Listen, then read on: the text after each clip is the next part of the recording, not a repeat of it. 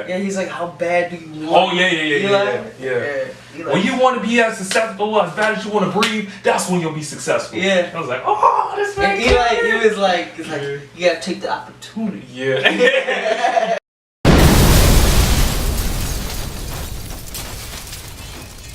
What's going on, beautiful people, and welcome to the only place in the universe that supplies you fuel for your dreams, goals, and entrepreneur ambitions for the free reality TV.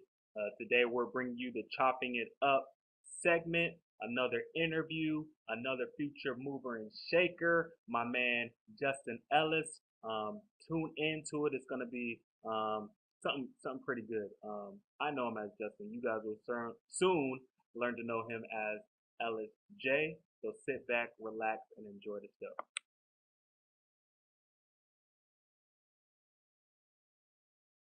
Tonight, I just wanna take you high. Throw your hands up in the sky. Let's set this party on fire.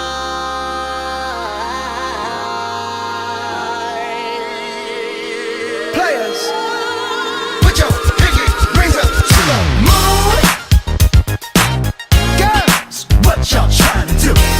But what's going on, people? I'm with my boy Justin right here. What's up? Little do y'all know that you've seen him twice. The first time didn't work out so much with the noise, but we're back and we're gonna bring you some great stuff.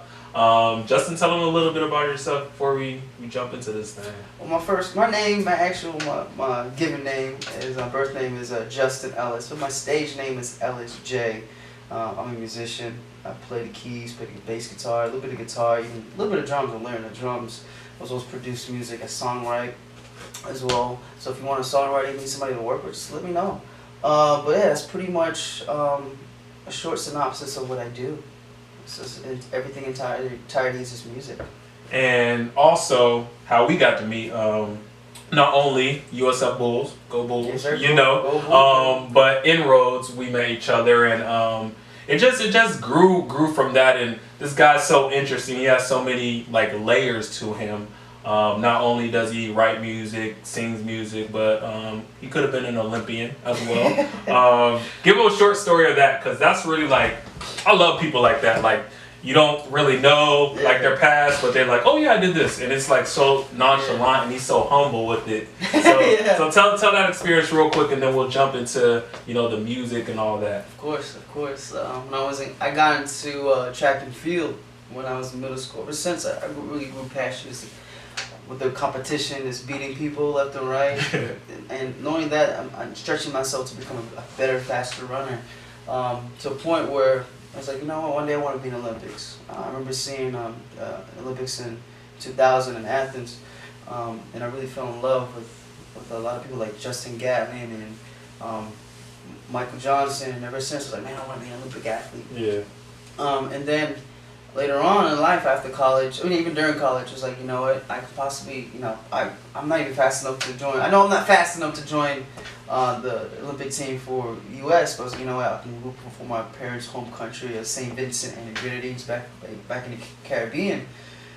And I found out through my uncle that he's like, yeah, I can, just as long as my parents are both from that country. So I went over in 2010 to try out with the team over there, and I made it.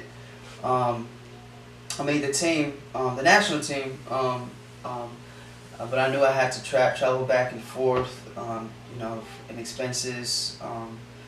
Expenses would have overcame so much. That's why I actually had to back off, and a lot of also personal stuff I was going with that made me realize like this is not really what I'm destined to do. It's only superficial. Yeah. It can last so long. Yeah. So that's when I made the transition from training for the Olympics. I was running 47 seconds in the 400 meters. That was my event. It was 200, but I was a lot faster than 400. I felt like I kind of reached my peak anyway. So after Olympics, let's jump into like your passion, music. Yeah, music. How did that come about? Did you always know? Like, Yeah. what for people that are looking for their quote unquote, you know, destiny, their Yeah. passion? How did you know this was what you wanted to do with the rest of your life? I mean, I've always been a musician. I started off when I was 8 years old, playing keys in my church. I just knew, even going into college, I went to a private university. Was like the first year was in the music program, but I did. Then I actually made a switch to business for other reasons. I came across this guy who was like right across from my dorm, and his name is John Santana. He's actually a dope producer. He's still doing it, but I saw him making beats. I was like, man, I can do the same thing too. So that's when I fell into production. But to answer your question more so, I knew from a very early age that this is something that I really like to do. Because I'm an emotional person, and it's basically it was an outlet for me to express that emotion and have that connection with of what you created. Right. So ever since then, ever since I was younger, I knew in the back of my head that it was something that I should be doing, or at least something close to it when I was younger. But I knew later on in life that that it was something that I'm supposed to do. You just know. Right. It's like finding your girl. It's like you just know that she's your future wife. You just exactly. know. So getting into that, bringing from the past into the present, you booking gigs now, events. How did this come about? How are you getting these gigs? What was the process? How did you, okay, I had this great dream as an 8-year-old. Yeah. Now I'm in my 20s. How did you like come to these people and really market yourself to start really building a platform and a base? How did that all transpire? Walk us through that. It's just basically just getting your name out there, you know, just going like networking like crazy, going to events and just talking to people, like telling them who you are and what you do and what you're passionate about, you know, in networking and like the person I always take advantage of every relationship and every person I talk to, even though they can't directly help me. Right. You know, because they eventually might run into somebody that's like, oh, I know this one guy. Yeah. Or I know this one girl. Yeah. That does music. You know, and it's so true because I've gotten so many gigs that through people that didn't help me directly, but they knew somebody that can. Right. So yeah. So every relationship that hones into every relationship is so important. And Justin's so right about that. It's so important to leverage your relationships, develop your relationships, and build on those, because that in turn is really going to help you out in things you want to do. But that's pretty much it. Just getting exposure and showing people that you are talented, that you have talent, that you put the work in, or that you're consistent doing it. Right. I think the consistency and networking, it goes a long way. So walk us through, we were kind of talking beforehand about one of your most recent events and how you're feeling like you're starting to come into your own, evolving, moving the crowd. Just give us a few intricacies of performing. How does that, just everything, the vibe, the feel, and how you critique yourself, just give us a few little pointers and points on that. Yeah, so it actually started off like, you know, I would just watch videos like people like those all-star performers like Bruno Mars and Michael Jackson, James Brown, Stevie Wonder. I would just always observe them and watch them do it. Sometimes, all the time, like I just, you know, just like regularly when you're trying to talk in front of people, perform in front of a mirror. So I would do the same thing, just perform in front of a mirror and like try to critique myself and see what I can do at first. But at first, I was so nervous. I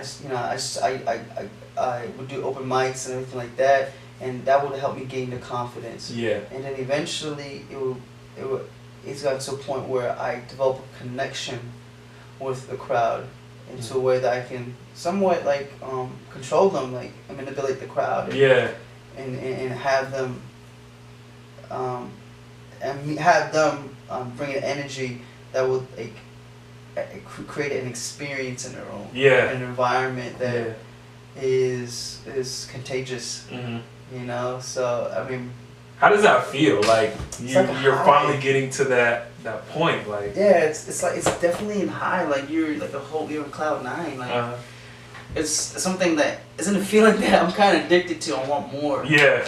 You know, so makes you fall into in love with the art even more. Yeah, exactly. Makes me want to do it more. You know, it's weird though. I'm not usually the type of person that's like all about me, but then it's like I kind of love it. Yeah. So I just love the fact that I love also the fact that the journey of taking to become that person, because you should be nervous and really introverted. You can't be like real pensive and really reclusive, and also like you can't be like nervous because people can vibe, like they can feel that. So I've gotten to a point where like now I'm like a lot more comfortable, like and saying random stuff to, like, I mean, just like foolish stuff. Like that's just who I am. I can be fool, make funny, crack jokes, even when I'm on stage. You know, just develop that connection with the crowd. It's just an exhilarating feeling. Dang. So through your shows, what are you performing? How does that go? Kind of give us an idea of that. What is Ellis Jay's show look like? So shows range from, it depends. I play a few songs, probably 4 or 5 songs based on what they expect from me. Sometimes they range from there, from 1.5 hours, even to 3 hours. So basically for all of them, what I do is the 80-20 rule. Especially when you're developing a fan base. A lot of people they don't know your music. It's not playing on the radio consistently. So I haven't developed a strong enough fan base yet. Speaking to Jesus, it will happen. To where people start coming for me, and I have an hour and a half set for my own music. But right now, it's just like I give them what they want. Basically, give them like the top 40 songs, the most popular songs that are out there, and I'll play 80% of those. And eventually, and I mix in the 20% of my own music. So that's what I do, just to develop a connection with people, so they understand, and then eventually meld my music in, just mix it around, have it begin, middle, or end. So they can understand me or feel me, show that I have talent. And we'll just vibe up the first ones, and we just like slam into my third one, my original music. Okay, so, speaking of original music, you got a single. Walk us through that. What is it? What is it about? You know, the process.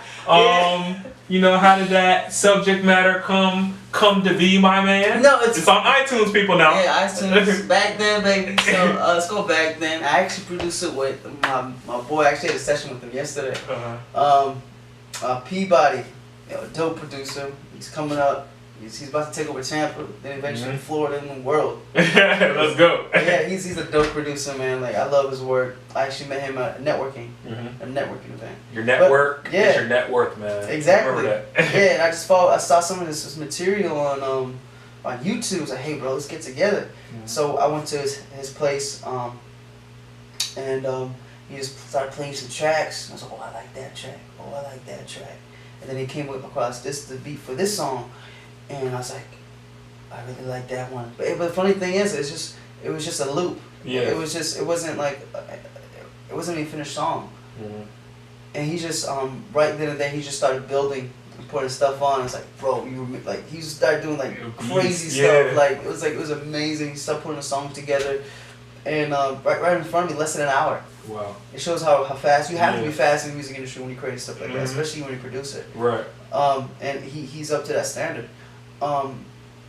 And he then eventually, like, the name of the because he saved it. It was called Back Then. The name of the track was called Back Then.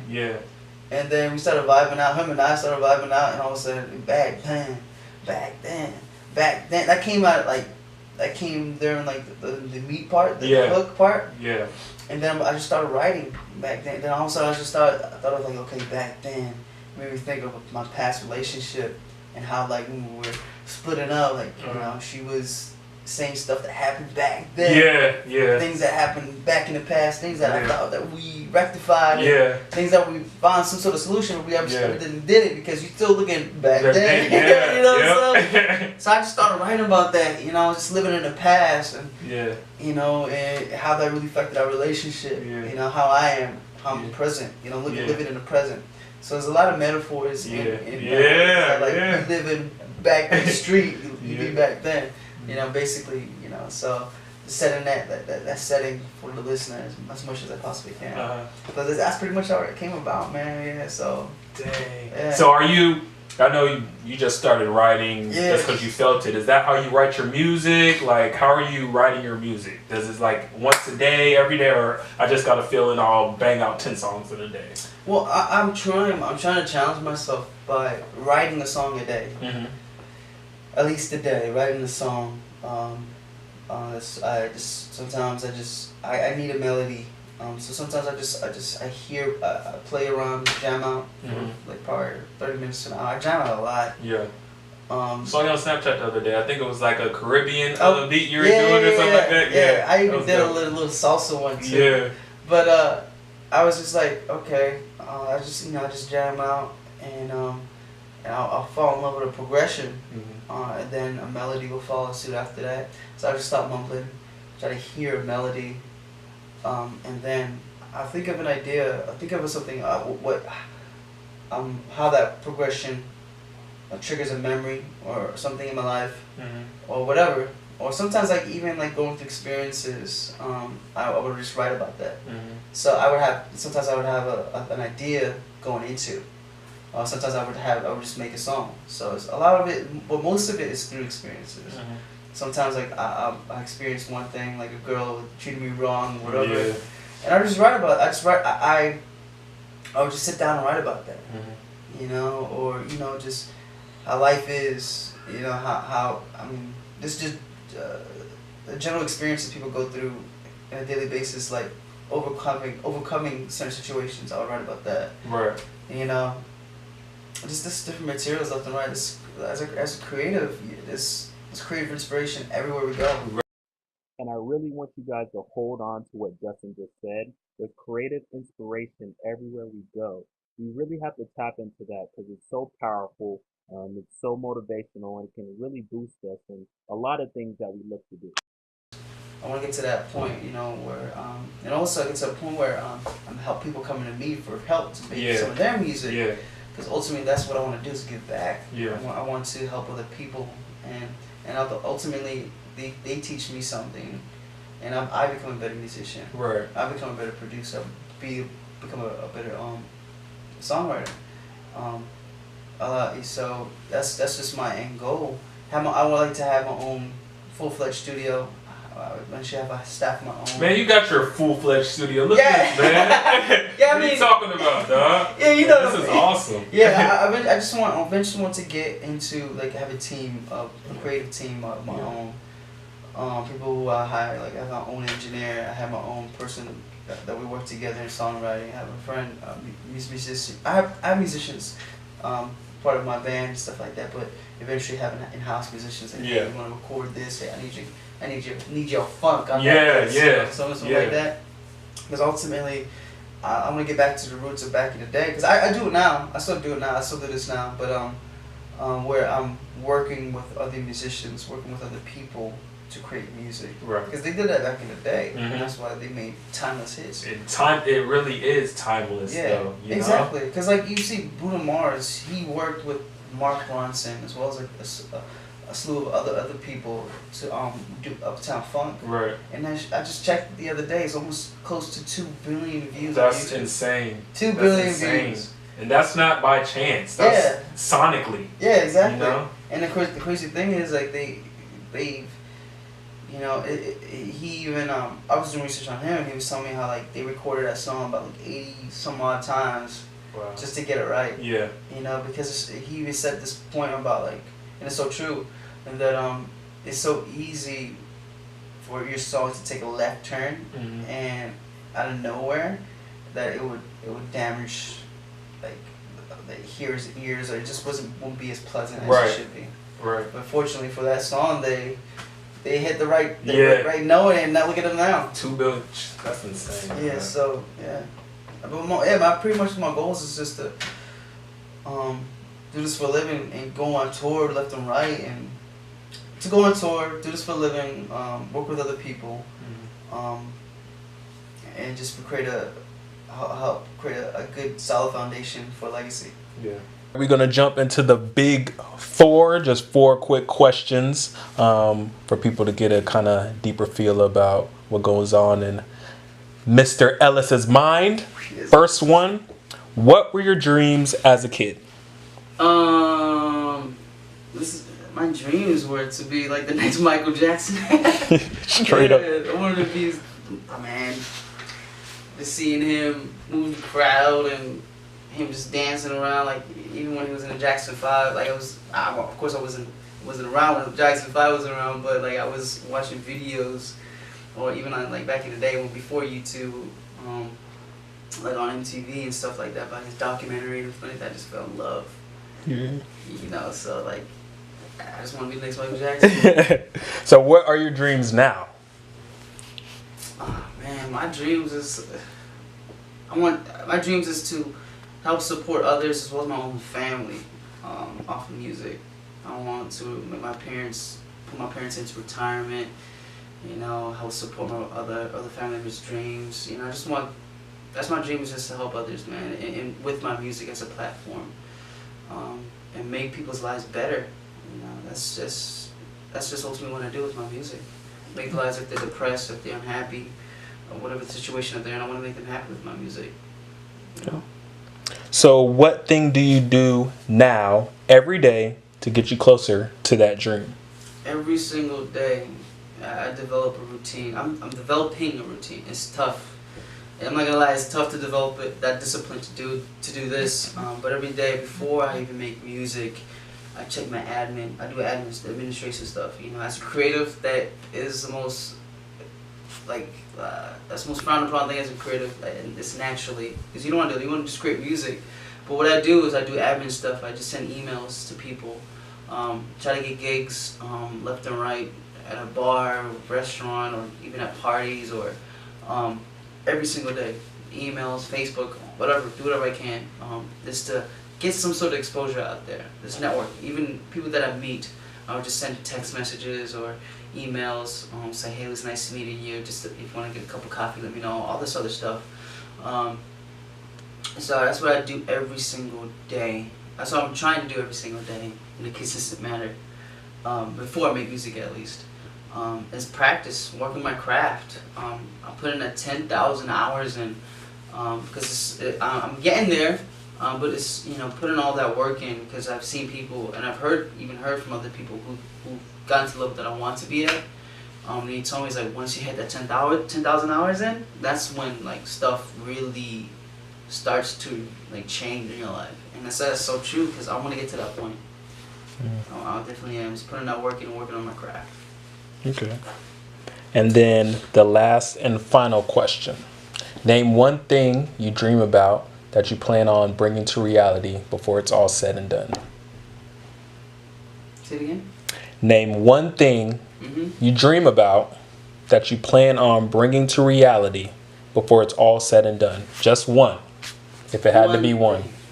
If it had to be one. I don't know. The first thing is just, oh man, it sounds hippie-ish, but like, I don't know, when you said that question, the first thing that popped in my head is just happiness, man. Happiness all around. I just want to see joy. And I hate when I go into a room and people are disheartened by my presence. It has happened before, and I take it personally, because I love people to death, and all I want to do is bring joy into life. You know, just talking to them, developing a connection with people, listening to them, and seeing what I can do to help them, you know, and that's ultimately what I want to do. And I always said it, you know, I always tell this to people, like, it's not original, this quote is not original, but I know music is my platform, but it isn't my purpose. You know, so if my purpose is to change lives, make the lives better, and just help them through my music, you know, psychologically, provide therapy in their lives with my music. You know, I've heard so many people who said that, you know, I was about to kill, you know, this isn't drastic, but, you know, I was about to kill myself, but I heard your song, and it really made me more optimistic for life. It changed my whole psyche or everything. And I think once I get to that point, I was like, man, I get that happy. You know, that I made an impact in this world, that I changed somebody's life through my music. So yeah, that's ultimately what I do, is just change lives, man. Inspire lives. Shout out to my man. Appreciate it. You see, I got all his merch. Yeah, man. Check it out. Yes, sir. It's about to be on website. It's coming soon. My website's coming soon. It's about to be on my I have official website, but the merch, to buy the merch on website, it's not up yet. Drop the website and the social medias and all that real quick. So you can find all my social media on my website, but I'm gonna tell you on your way. My website is ellisjay.com. It's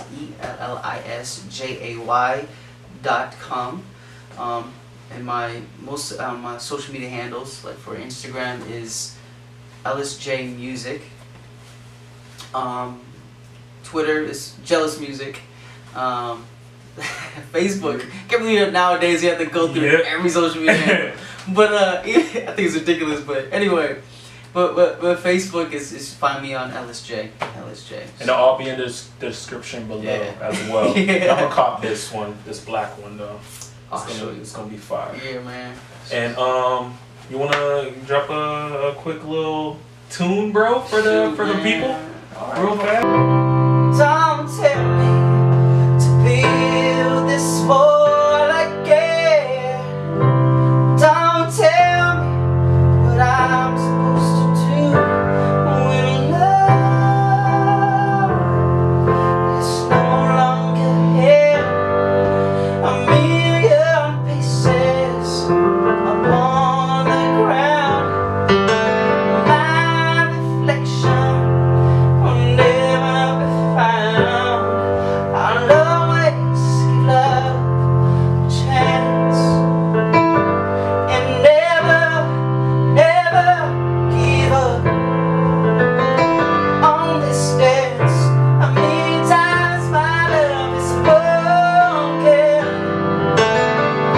A million times I love again. A million times I love harder. A million times I find you and you stay.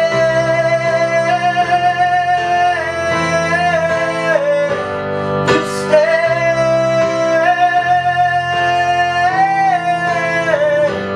You stay.